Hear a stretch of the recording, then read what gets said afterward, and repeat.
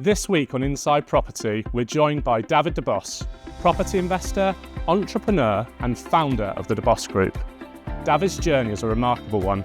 From moving to the UK from Poland with little more than a dream and determination to build a better future, to creating a successful portfolio, multiple businesses. We'll discuss the lessons he learned along the way, his approach to investing and development, and the mindset that has helped him overcome challenges both in business and in life. Let's dive straight into the conversation. Dawid, welcome to Inside Property. Great to have you on. I think we'll start with you coming over to the UK. Obviously, you were living in Poland. I believe you were moving to the UK to earn some money for your wedding. Was that right? Yep, that's true. Okay, talk us through that journey. Yeah, first of all, thank you, Mike, for the invitation. I'm very happy and glad that I can share this story. So at the very beginning, I didn't plan to stay here. And to be honest, I didn't know too much about UK.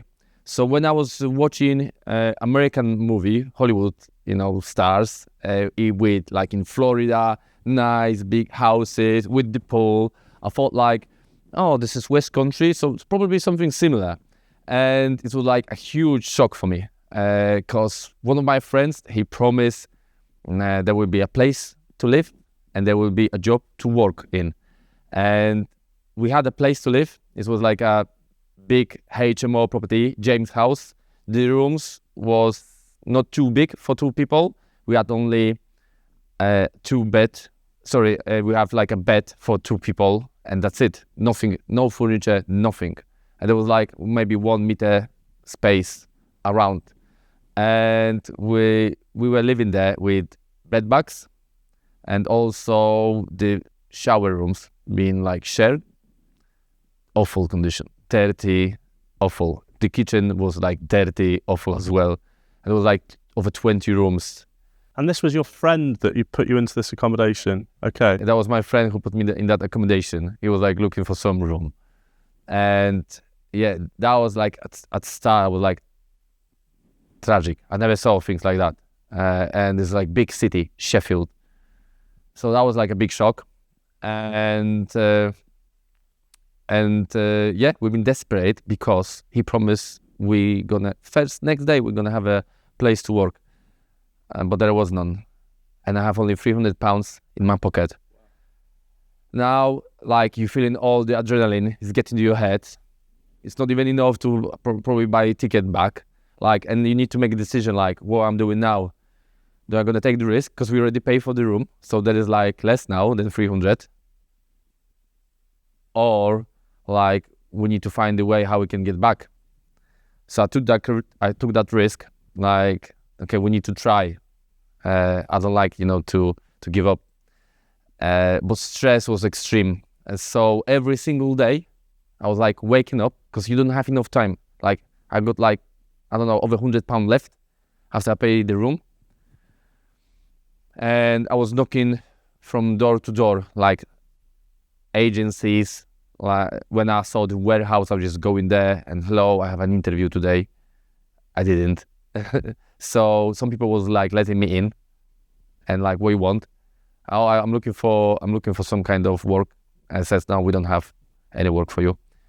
And lucky, I think like last place where we went, I was crazy. I didn't have money for taxi or for bus, so we walked. I thought it was gonna be close.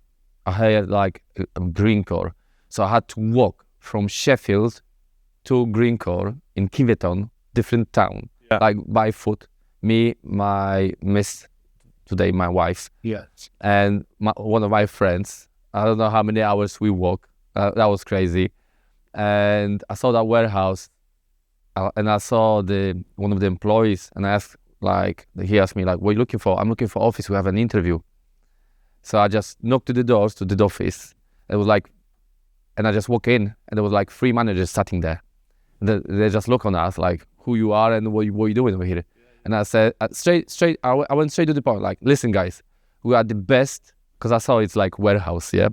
We are the best picker packers you ever seen in your life. Like we pick and pack in different countries, Germany, Scotland, England in before.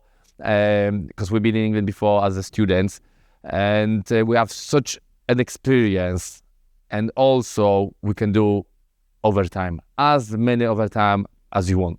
Like if you're gonna need us, we're gonna be here. So if you're gonna be overloaded with the job, we're gonna manage. And I started talking to them, and they was like sitting all of those three, and they literally they start laughing. They was like crying. They was like laughing, and they asked basically us. They asked like, oh, can she speak English? Because my wife was not saying anything. Like she didn't even say hello. And I says, yeah, she speaks fluent English. She didn't know a word that time. And I think they noticed she doesn't. But still, I think they like the energy. Yeah. And I remember that was Friday. And they says like, we were thinking about making an extra shift. So you can start on Monday and we're going to give you a contract, permanent. And they create an extra shift, afternoon shift. Wow. And I remember people in that warehouse, some of them were from agency workers, and they've been so jealous. They was like complain like, we work here 6 months and we don't have a contract. How is it possible you can have a contract when you just came? And because maybe the attitude. And I'm very grateful. Even the work was hard. We were working in the fridge, cold condition. And it was like physical work. You know, you had to lift trails and pack those goods in. And still, when people were complaining, I was very grateful because thanks to that, I could, start. I could settle. I have enough money, to survive. And then literally we were doing those over hours. Like people asking me how many, I says all of them. All of them that was given us, we were doing all of them. And yeah. So you came to the UK, you finally grounded, you found your income, you've got some stability now. How, we're going to talk about, your full career, but how do you then go from working in cold fridges, packing boxes, to then discovering, a love for property? Yeah. Can you talk us through that transition? Yeah, so, of course. So basically we were planning to be there 6 months. But after 6 months, we had that wedding. We decided we want to take our families, my parents and my wife's parents, for like life travel. So we took them it was life travel for us that time. Because we never been abroad on holiday. That was like our first holiday abroad. So we took them, for 1 week, like all inclusive in Gran Canary, Grand Amadore Hotel, I think the name. And we thought like, what's now? What we're gonna do now? So I thought like, maybe I'm gonna be blueberry farmer. Because I remember that blueberry was so expensive in Germany, Netherlands. I thought like, we're gonna buy some land in Poland and I'm gonna be blueberry farmer. Well, I'm not gonna be like other farmers. Like I don't mind like getting into car and go direct to them. So there will be no middleman. And I will have that margin, that profit between. So first I have an idea. Then I bought the land and then I went to check the numbers. So I did everything opposite way. And when I bought land, it was like it's like HA. I don't know how many acres that it's going to be in English. But it's like square meters is like 1. So it's like 200 square meters land. And I realized it's going to take me 10 years just to start to buy enough land and then to buy plants. And I said, that's a foolish idea. So I've been desperate because even though when I was grateful for the work I've been in, I felt like I'm not moving anywhere. Like it's not the place I want to be for the rest of my days. So I went to a bookstore and I asked the guy, like, I need some business book. He says, like, which one you want? I says, I don't know any. So just what you can recommend me. So he brought 3 books. One was like economic. I thought like, oh my God, that's really thick. And I don't know, when I saw the cover, no, it doesn't look. No, next. Yeah. Steve Jobs. I said, who is he? Like, those people, I've never been interested in those people in that time. I was in I just finished university. I was like a young lad. So I said, no, that's too thick as well. A really thick one. And he laid them all three together. And I asked him, what about this one? And I was like, reach and pull that. So he says, oh, this is a guy. He's talking about how to, get out from the place where you are. And I thought, like, okay, I can start with this one. We will see. So I read that book. I don't agree with all of that because it's a little bit like rainbow and butterflies in that book. Reality is totally different. There is pros and cons also in properties. Especially when you manage everything by yourself, because you need to deal with tenants, contractors, solicitors, mortgage advisors, and so on. But it gave me that idea, like, okay, we can do something different.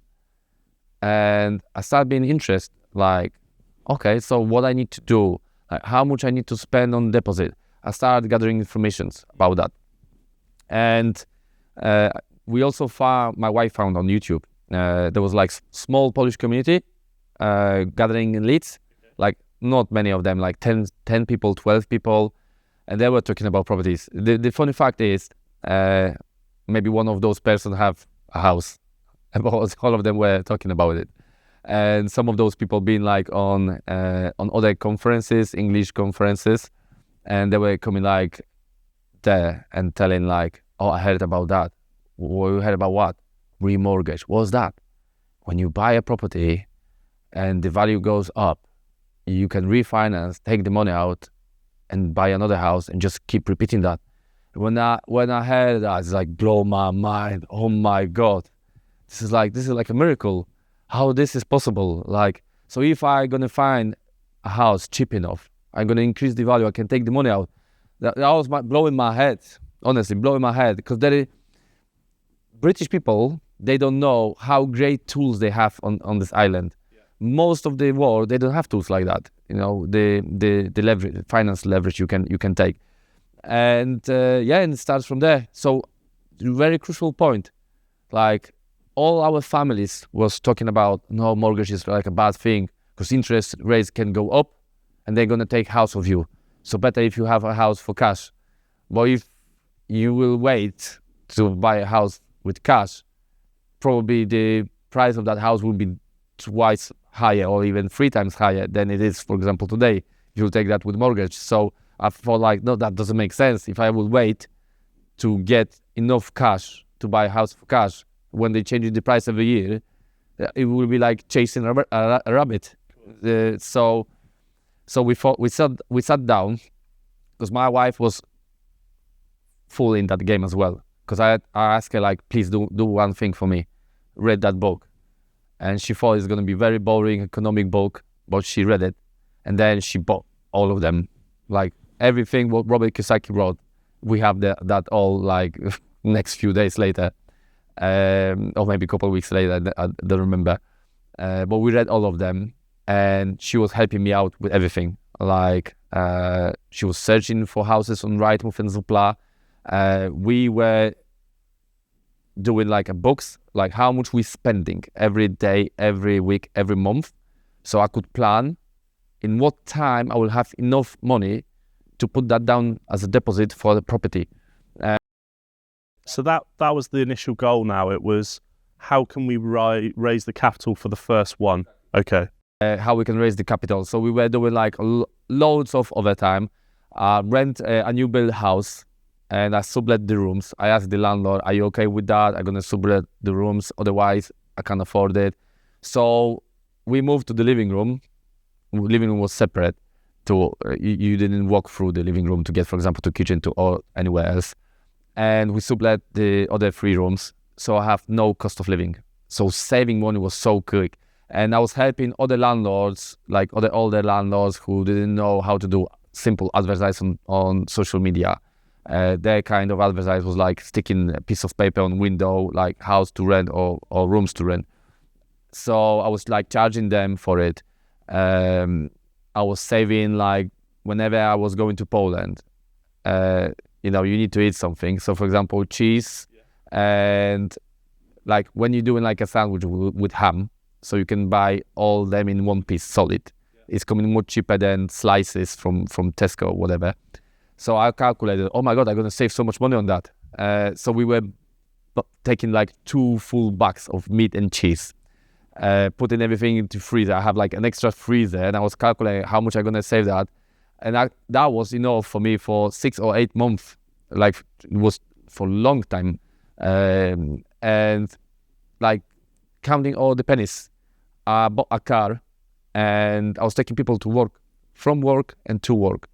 And everyone wanted to go with me, because otherwise they were wasting like 3 hours on bus, because bus was like going like all those bus stops till it's gonna get to the work. When with me, it was taking them 15 minutes. So I was just picking them up, and I was charging the same amount as bus. So you have like private taxi, you don't need to buy a weekly ticket, and you're saving a lot of time. So instead of losing 3 hours a day, they were spending like half an hour in the car. So the car was full. I was making money on car, on house where I was living, helping landlords, buying stuff from, food from Poland and it was going very quick. So we saved enough for first house. And we had that situation where the family was like talking, no, mortgage is bad, you're going to get bankrupt, they're going to take the house of you. Today is good, but tomorrow might be bad.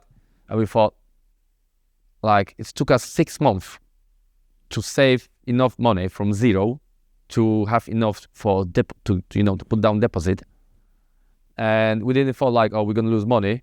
If we're going to lose, we're going to lose 6 months of our life.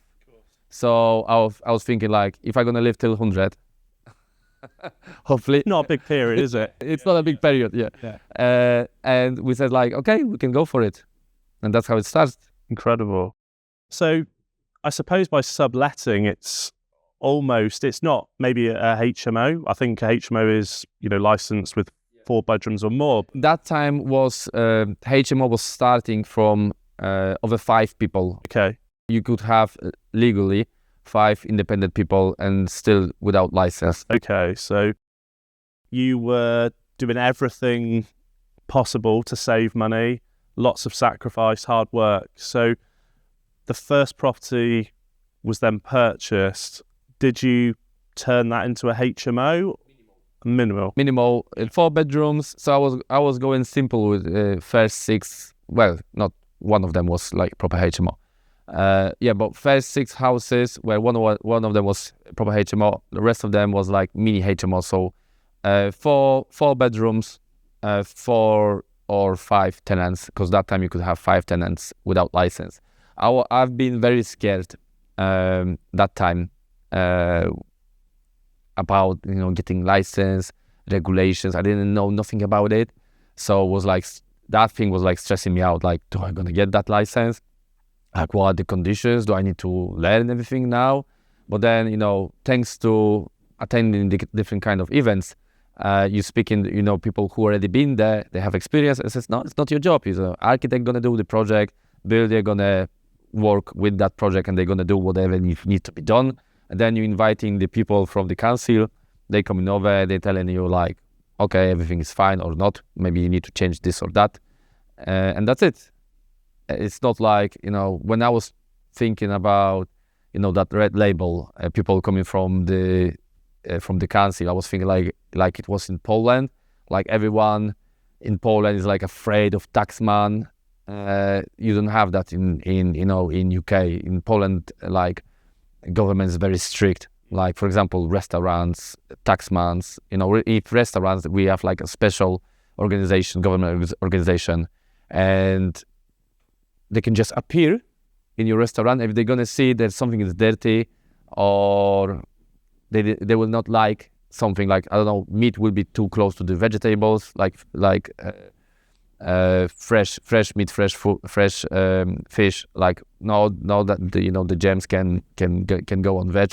One, they'll just close it down if they see that. They can close it down, or give you a massive fine. Okay. So I don't want to complain. Yes, I don't want to complain. But whenever I have visitors from Poland to UK, they say, they looking around. They will say they say like Sanepid, because that's the name of the organization, will close the entire island. But what I'm trying to explain in my head, my thoughts was like, okay, in Poland everyone is like so strict. It was like building the stress. So I was extremely afraid of that. But as soon as I found out from other experienced people, it's not so scary. I says, okay, we can go for it now. So usually, you are afraid of like big dark forests, like you don't know what is in there. But as soon you're gonna walk around, you will see all the trees, you saw the Bambi, like it's running around, and other deers, and you see like there's no bad wolves around. You're not afraid anymore of that forest. Yeah. So same was with that. Like as soon you're gonna experience something, and people who have a lot of knowledge about it, then it's starting to be easy. No, I totally understand. And so you've gained knowledge from other people in how to, build these HMOs now. And I suppose your model is build, refinance, another. All in HMOs. Okay. All in HMOs, massive cash flow. That time, those HMOs was making, each one of them was making me a net profit between 15 and 25K.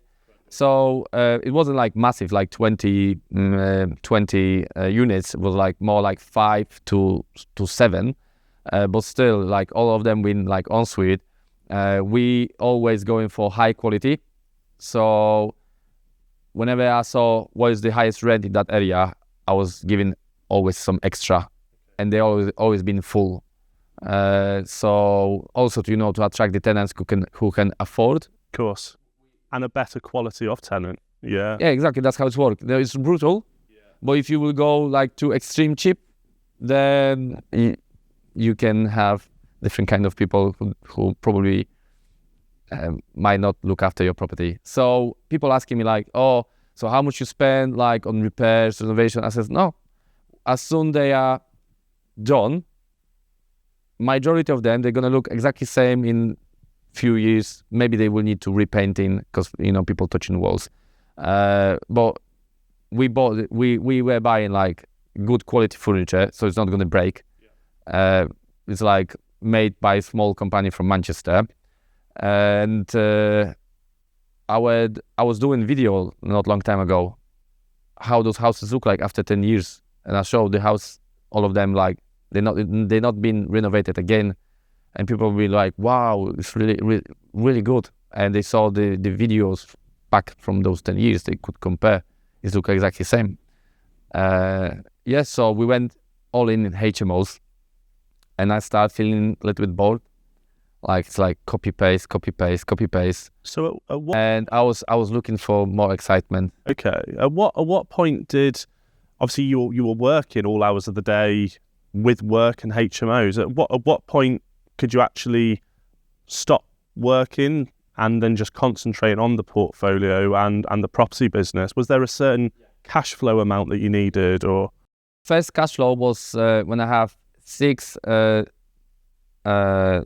small mini MO and that one HMO. I was earning like 3 times more than I was earning in my second job, which was much better. I was a press operator over there, CNC. And I says like, that was the plan. I make a plan, how many houses I need to live. So that was first plan, to leave my workplace. And I even told the director, the manager in August, like in May, I'm gonna leave. Because I counted like, I'm gonna have this house that time and another one after that one, we're gonna be another 3 months. So I make that calculation all around.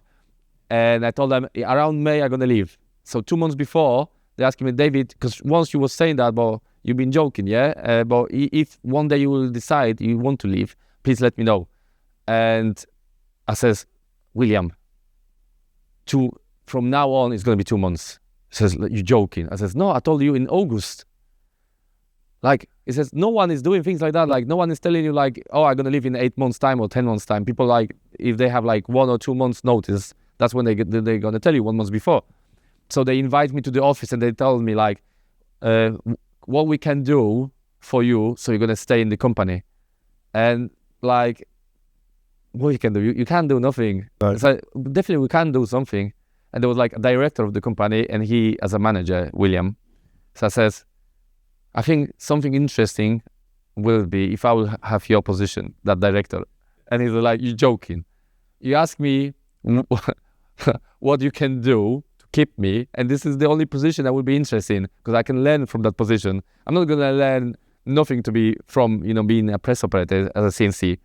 So they've been like shocked. I said, okay, I'm not going to give you my job. And so that was my first plan. And I went all in property, building property portfolio.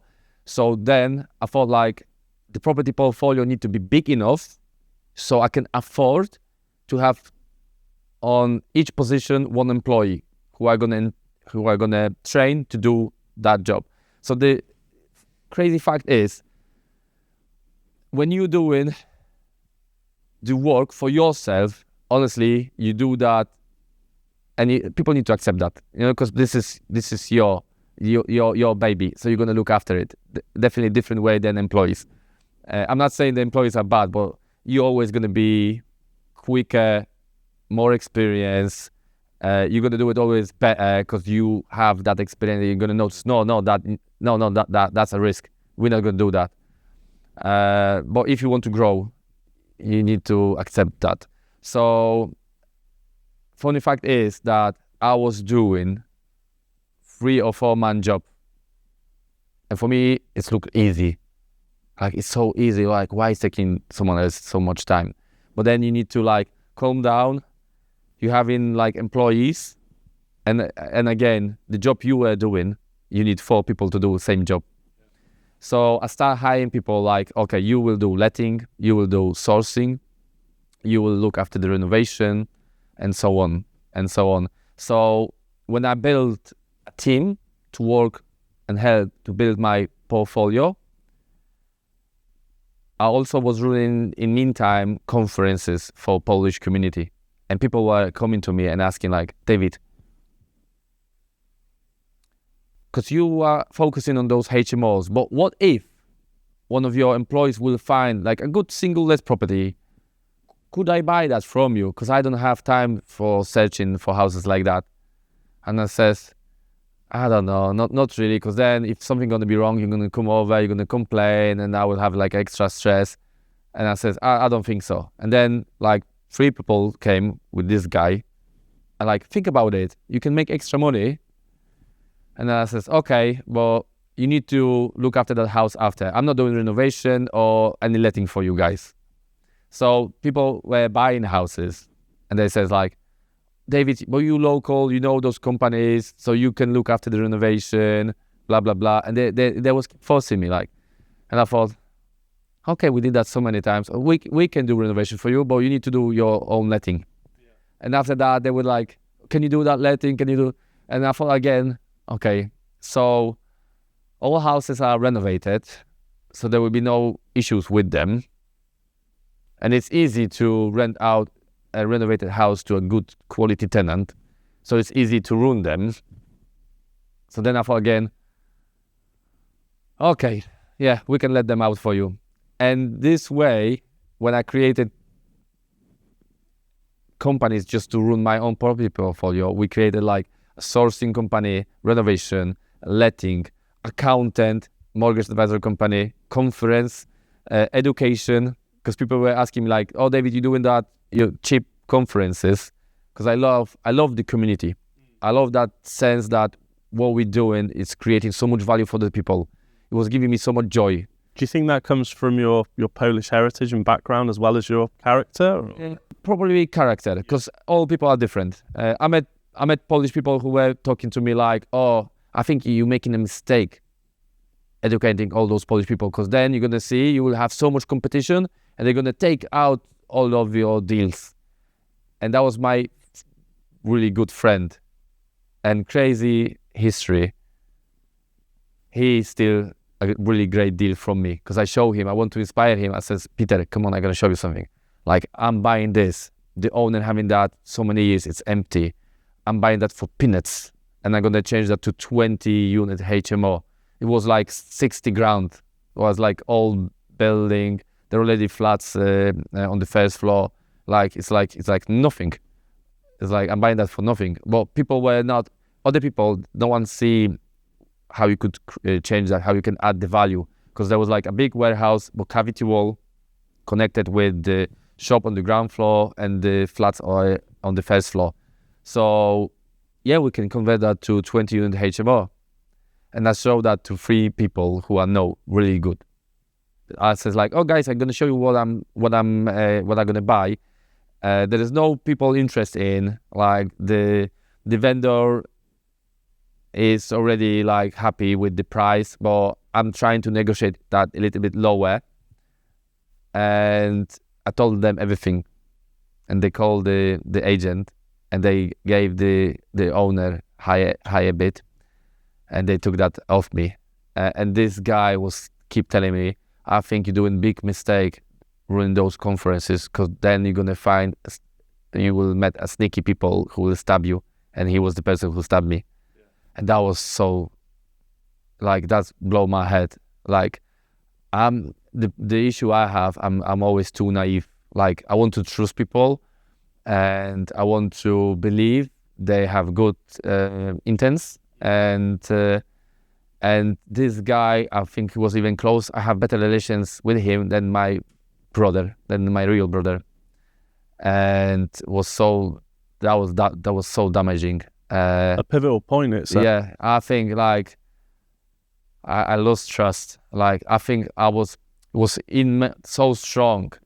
I don't care. I don't care about that deal. You know, the crazy fact is, I find out because I have a lot of properties around there. So I was passing by this property and I saw him there, all of them free. And I says, guys, how you could do that? You know, like, we came here all as immigrants. We should help each other. And you did such a thing to me. And one of the guys even says something bad, like, and who, I don't want to swear here, who you think you are, like, it is what it is. Get over with that.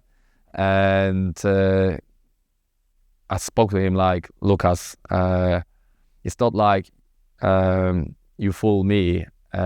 You've been lying. You're not supposed to act to any person like, you know, with the attitude like that.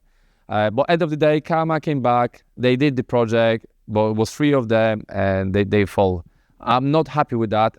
Even, you know, in my entire life altogether, I think I lost £1.2 million. I think that's a strong statement from my private pocket. And whenever life hits you, there is always sneaky people who waiting for your weakest moment. I want everyone to hear that, because there is like many entrepreneurs, they don't talk with other entrepreneurs and they think they're alone with that. Through all my life, I've been in, honestly, hundreds, maybe 1,000 conferences. I'm doing loads of them. From we have today now, March. From January, I think I visited like 6, 8 already. And entrepreneurs, they don't know that other entrepreneurs, they have exactly same stories, just different place, different name. And whenever you're going to be weak, that's the time when someone's going to hit you. Like, there are people around you, like 100 people around you. Some of them are honest. They're going to look after you. They're going to be good. But there will be few who waiting for you to, you know, to put the guard down. And then they're going to strike you. So I have situations in my life where my wife got cancer. And those were situations like I was not looking after the businesses.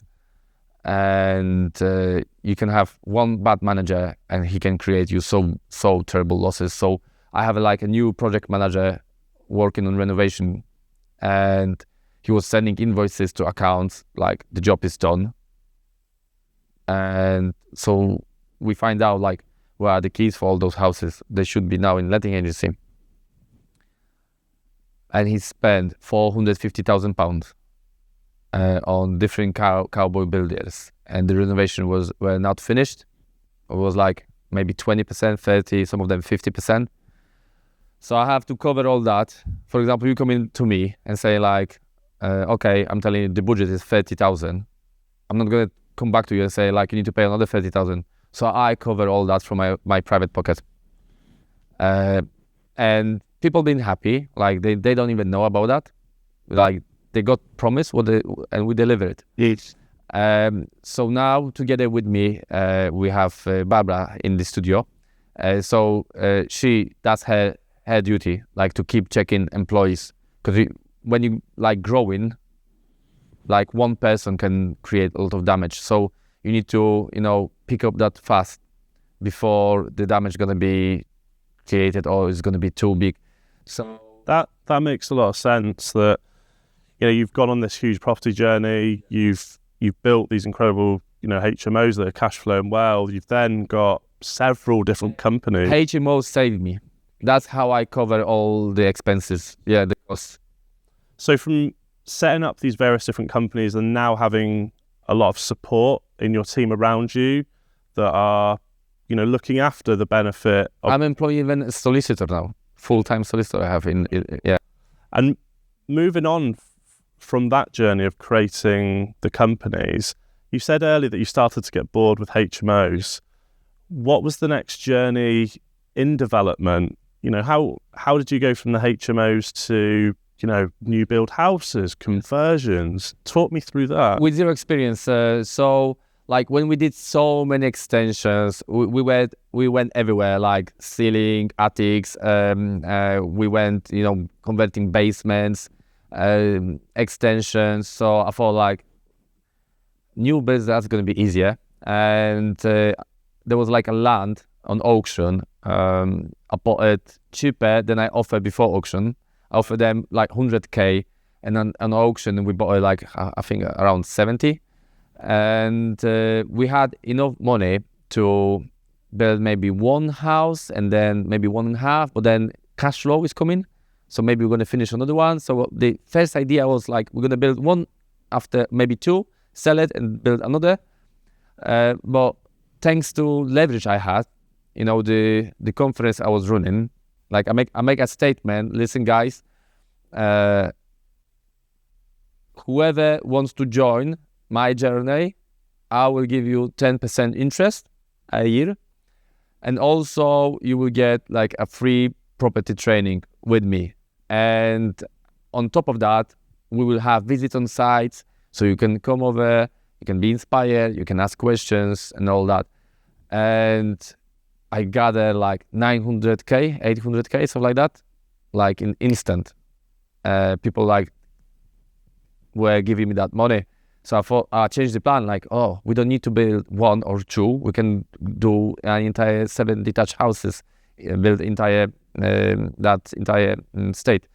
And the time was very difficult because that was like pandemic.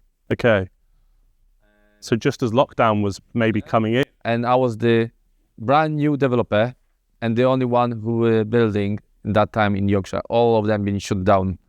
So we were still building those houses, and we struggled a lot because we struggle also with connections. There was like making all-time excuses because of the pandemic, because I don't want to say that word because I know on social media algorithms can cut the views.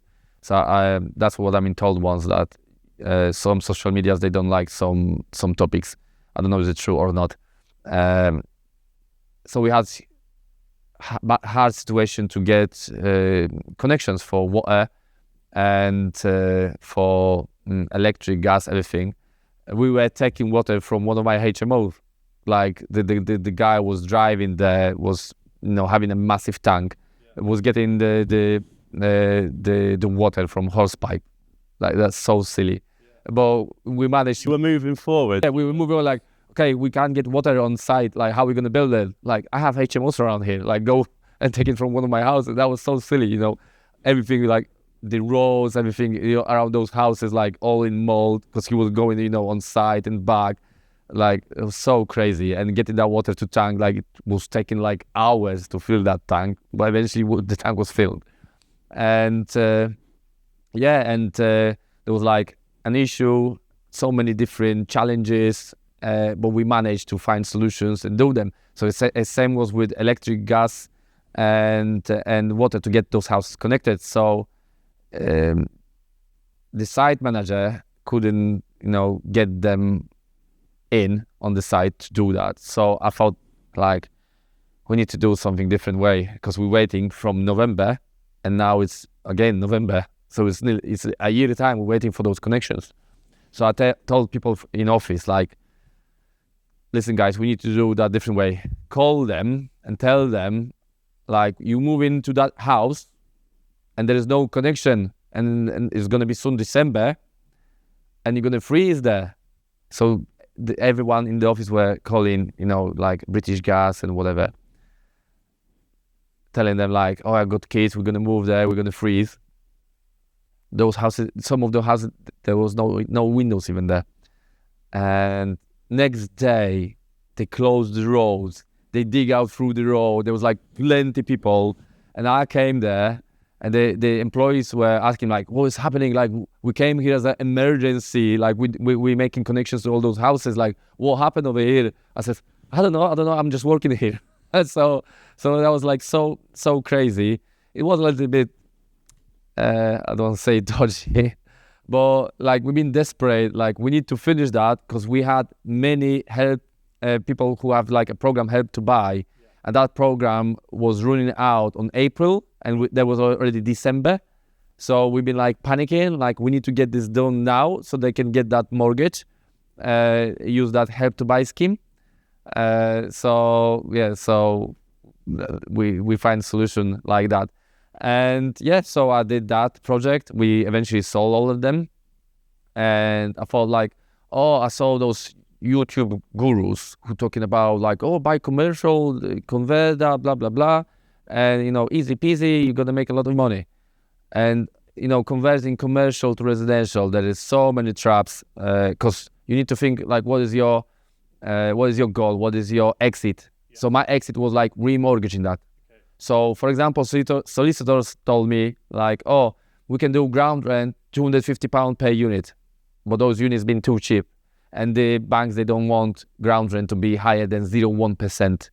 So already ground rent was too high. I need to change that with documentation. First, we did like 6 individual units. But because the town was cheap, some of those flats been too cheap for the banks. And the banks told us, like, we can lend you money, but not on 6, only on those 3. So what we need to do now, we need to change that back from 6 individual flats to freehold block of flat. Okay, so we changed that back. Another bank is coming over. It's saying like, I don't like flat roof. Okay, so we need to find another bank. Another bank is coming over again. I don't like open staircase because there were 2 flats above on the first floor. And there was like open staircase you need to walk through to get there. I don't like that. And like, oh my God, when you were listening to those guru, like it's so easy. So I found out so many things banks doesn't like. And there was one bank, I will not mention the name, and it says like, I'm happy with that. I can lend you money.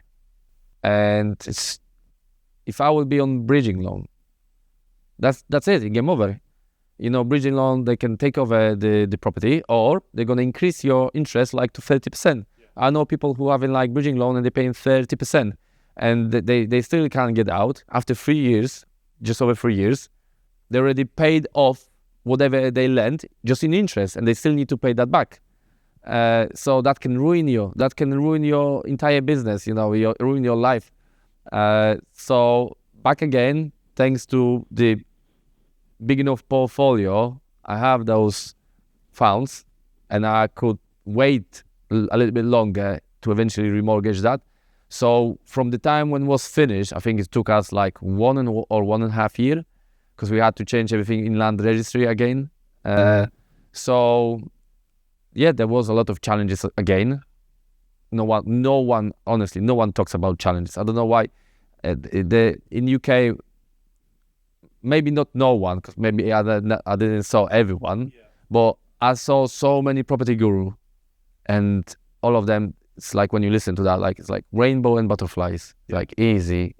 Like Robert Kiyosaki, you just need to lay on the beach and just have a drink with your mists and enjoy. What's great to hear about your story though is obviously we've talked about your journey and your progression and surrounding yourself with good people that have been there, done it, got the t-shirt effectively. creating that supportive network. You're going to have challenge across the way, but you've managed to evolve and go into lots of different aspects of property. What does the next 5 or 10 years, hold for Dawid? Is it time to, put your feet up, retire, or no? No. I want to be active till my last day. I want to stay active. I don't see myself like, okay, now I'm gonna chill and watch the birds or whatever. I want to stay active. This is very important for me. I want to create and bring value for the people as well.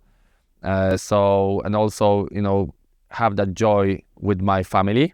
But in terms of business, my goal is to grow all those companies. I think like minimum goal is like make them twice bigger. That's a minimum. And in terms of developments, I would like to focus on that. Now we are building a small block of flats, 20 units, next to the town hall in Skantor. And we have another one in Sheffield. So the smaller one is already in progress. And I want to learn also, because those are quite new things for me, building block of flats. But even now when I'm doing this one, it's like not so far away from building a house. Well, there are more regulations, much more regulations than building a detached house. But I want to go through with that, and I would like to see myself like building like bigger block of flats, bigger estates, focus maybe on that direction, and not maybe detached houses, for sale.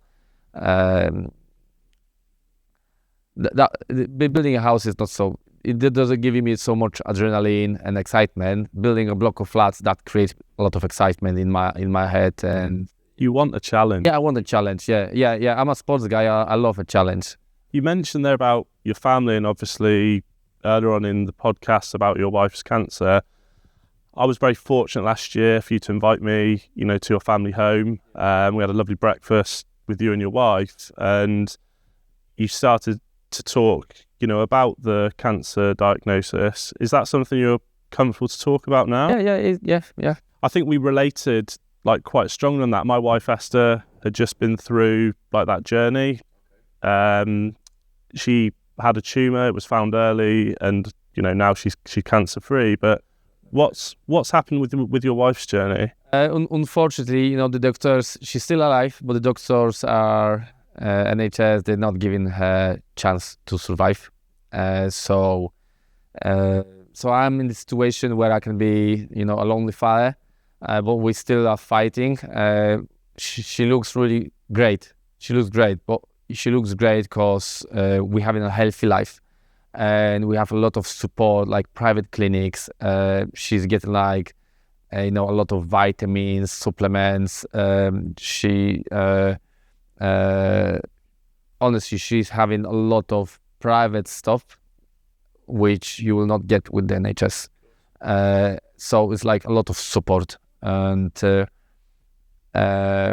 even like one private clinic, when she was having a blood sample, they were sending that to Germany, and in her stage she should have a cancer cells in the blood. And that's how it is, it's going to spread, and then you're going to have that in different places, some vital places, and then you're going to just pass away. So she have that between none or a small amount. When in that stage, she should have few hundred cells already in the sample, in the blood. So, because I'm a very modest guy, and I bought a new watch, a Garmin watch, and I was thinking I'm spending over £2 million on the project, and I was asking my wife 5 times, is it not too expensive? Do I really need it? And my wife says, "Oh my God, you're nearly 40, and you keep asking me, is it not can you buy some stuff for yourself?" So this watch, I think it's last thing I bought for myself in the last 10 years. Okay. Like if my wife will not buy clothes for me. You'll still have the clothes from 10 years previous. Exactly. I think that's how I see you though, David. You are a caring person that puts your family first and maybe yourself last. And so getting to the point, the huge joy I had, because you have those properties, the money's coming in, but what are going to spend that on? Like, okay, we're doing more projects, bigger projects. Okay, we're losing there, we're adding there. But when I saw it, like I can help her, I have so much joy. Like, oh my God, I was working all my life to that point, so I can support my family, close relative, because I was also helping my parents in Poland whenever they struggle with something.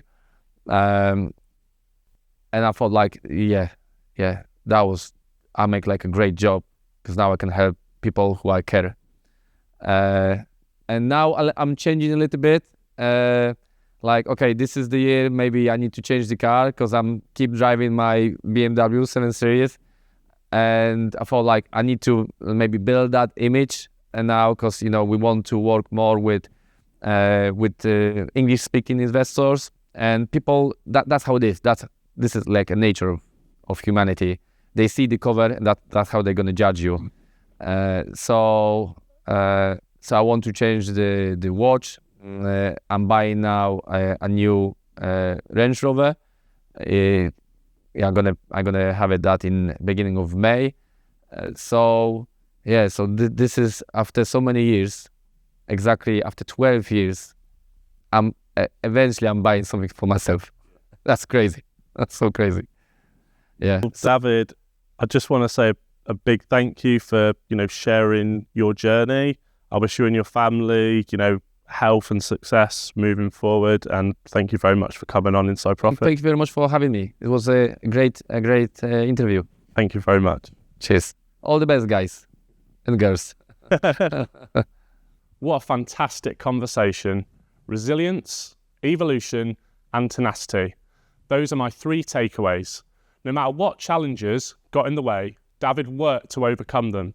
That's something incredibly important for us all to do. Thank you for listening or watching. I can't wait to have you join us for our next episode.